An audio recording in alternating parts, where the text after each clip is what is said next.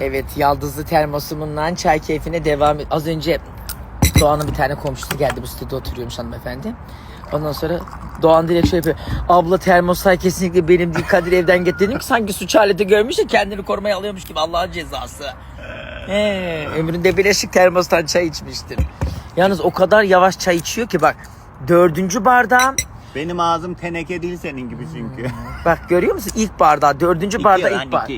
2 mi? Ha. O da zaten yarıdaydı, soğudu diye üstünü tazeledim. Konuşmaktan içemiyor ki, ben sükunet içerisinde çay yapıyordum. Dedikodu var canım. Bugün bana mesaj attı ki dedikodu var. Akşama kadar karnım ağrıdı. Bir de o videodaki gibi yarım yarım çişim benim inadıma kesip anlatıyor. Allah'ın cezası. Bu arada termoslarım inanılmaz sıcak tutuyor arkadaşlar. Bak Doğan'a dağ başında oturuyorum dediğimde bana kızıyor. Kız hele kirpinin güzelliğine, gördünüz mü? Hele. Bir de diyor ki İstanbul'un göbeğinde oturuyorum. Bak kirpiler var ki yakında ayı da iner yukarıdan. Ay nasıl dikenleri var. Çok kötü batıyordur bu.